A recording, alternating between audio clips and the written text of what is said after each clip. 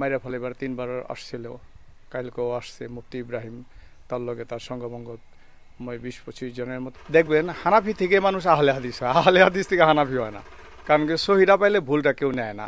এটাই সত্য, চরম চরম সত্য এটা। কোরআন সুন্নায় তারা আমাদের কাছে কখনোই ইনশাআল্লাহ জয়লাভ করতে পারবে না, এটা আমরা 100% বিশ্বাসী। কোরআন সুন্না নিয়ে আসলে তারা 100% আমাদের কাছে পরাজিত হবেই ইনশাআল্লাহ, কারণ আমরা কোরআন সুন্না ছাড়া অন্য কিছু মানি না। অত্র মসজিদে গতকাল বিদাতি কিছু ভাইরা ভাঙচুর করেছে। আমাদের ইউনাইট ফাউন্ডেশনের পক্ষ থেকে বাইতুস সুজুদ জামি মসজিদের জন্য একটা সংক্ষিপ্ত চেক হস্তান্তর করছি। আমাদের বিরোধিতা করা মানে সুন্নতের বিরোধিতা করা, অর্থাৎ হাদিসের বিরোধিতা করা। আমরা বর্তমানে অবস্থান করছি বাইতুস সুজুদ জামি মসজিদে। অত্র মসজিদে গতকাল আমাদের বেদাতি কিছু ভাইরা ভাঙচুর করেছে, মসজিদের জিনিসপত্র কিছু ভাঙচুর করে রেখে গিয়েছে, কিছু কিতাবাদি নিয়ে গিয়েছে। তো আমি এখানে আগেও বহুবার এসেছি, আমার পাশে দাঁড়িয়ে আছেন, উনি অনেকভাবে নির্যাতিত হয়েছেন আগেও বহুবার, আর নতুন করে আবারও নির্যাতিত হলো। তো আমি দেশবাসীর কাছে এই খবর পৌঁছাতে চাই যে এখানে গতকালকে যখন আপনারা অনেক জানার আগ্রহে আছেন যে গতকালকের পরে এখানের পরিবেশ কি, অনেকে মনে করছেন সালাদ বন্ধ আছে বা বিভিন্ন পরিবেশ অনলাইনে আমরা দেখতে পাচ্ছি। তো এই জন্য সঠিক তথ্যটা দেওয়ার জন্যই মূলত এখানে আসা। আলহামদুলিল্লাহ, এখানের এই গতকাল বেদাতিরা যে আমাদের আহলে হাদিস মসজিদ ভাঙচুর করার জন্য এসেছিল, এই তথ্য বাংলাদেশ সেনাবাহিনী জানতে পারে এবং তারাই ফোন দিছে আপনাদের, তারাই যোগাযোগ করতেছে এবং রাত্রেও যোগাযোগ করেছে আলহামদুলিল্লাহ। তো যদি আমাদের দিনী ভাই এবং বোন কোথাও আপনারা দেখেন যে আমাদের আহলে হাদিস মসজিদ এবং মাদ্রাসায় কোনো প্রকার অসুবিধা হচ্ছে, তাহলে আপনারা জোরালোভাবে, যেহেতু এখানে আমরা শৈথিল্যবাদীও না আবার আমরা চরমপন্থীও না, আমরা হলাম মধ্যমপন্থী আলহামদুলিল্লাহ। আমরা শুধুমাত্র পবিত্র কোরআন ও সহিহ সুন্নাহর বাণীগুলো মানুষের কাছে প্রচার করার চেষ্টা করি। আমরা কখনো চেয়ার দখলের জন্য প্রচেষ্টা চালাই না, বা আমরা কখনো কারোর মসজিদ কারোর মাদ্রাসা দখল করার জন্য পায়তারা চালাই না, যেগুলো আমরা বর্তমানে আমাদের মসজিদ এবং মাদ্রাসাগুলোকে নিয়ে আমরা দেখতে পাচ্ছি। তো প্রিয় দর্শক, এই জন্য যদি আপনারা কখনো কোনো অসুবিধায় পড়েন, আর্মিরা দায়িত্বে আছে সেনাবাহিনীর সাথে, আপনারা হটলাইন নাম্বারগুলো সব জায়গায় দেওয়া আছে, কোনো অসুবিধা হলে তাদের সাথে সরাসরি কথা বলার চেষ্টা করবেন। আল্লাহ রাব্বুল আলামিন আপনাদের হেফাজত করুন, আল্লাহুম্মা আমিন। প্রিয় দর্শক, আমি দীর্ঘদিন যাবৎ তাদের সাথে আছি আলহামদুলিল্লাহ।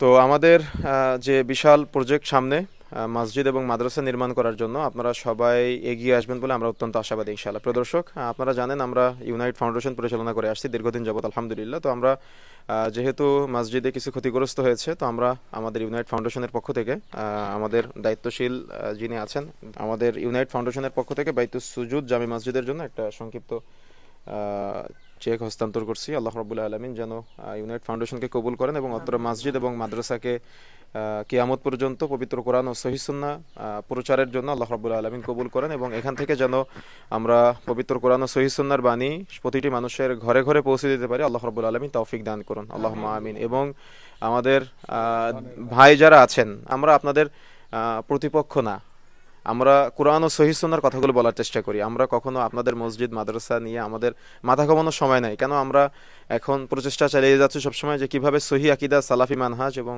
পবিত্র কোরআন ও সহিহ সুন্নাহর বাণীগুলো সাধারণ মানুষের কাছে পৌঁছে দেওয়ার জন্য। আমরা নতুন কোনো ধর্ম নিয়ে আপনাদের মাঝে আসি নাই, আমরা শুধুমাত্র কোরআন মাজিদে যেটা আছে, হাদিসে যেটা আছে, একেবারে অথেন্টিক দলিল সহকারে আপনাদের মাঝে প্রচার করার চেষ্টা করছি। যদি আমাদের কোনো কথা মনে হয় যে কোরআন ও সহিহ হাদিসে নাই, তাহলে আপনারা আমাদের জানাবেন, আমরা পরিবর্তন হবো ইনশাআল্লাহ। কিন্তু যদি আপনাদের কোনো কথা কোরআন ও সহিহ হাদিসে না থাকে, কিন্তু আপনারা বাপদাদার দোহাই দিয়ে আমল করতেছেন, আমরা যদি বলি, তাহলে এটা কি আমাদের অপরাধ? এটা তো আমাদের অপরাধ হতে পারে না।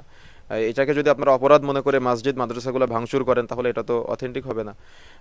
এই জন্য কিয়ামতের মাঠে অবশ্যই জবাব দেওয়া লাগবে। আর আমরা যে কথাগুলো বলি সবগুলো কোরআন এবং সহিহ সুন্নাহর সাথে মিল রেখে বলার চেষ্টা করি আলহামদুলিল্লাহ। তো সেজন্য যারা বিরোধিতা করতেছেন, আমাদের বিরোধিতা করা মানে সুন্নতের বিরোধিতা করা, অর্থাৎ হাদিসের বিরোধিতা করা। কেন আমরা হাদিস এবং কোরআনের বাহিরে কোনো আমল করি না, কোনো দাওয়াতও দেই না কখনো।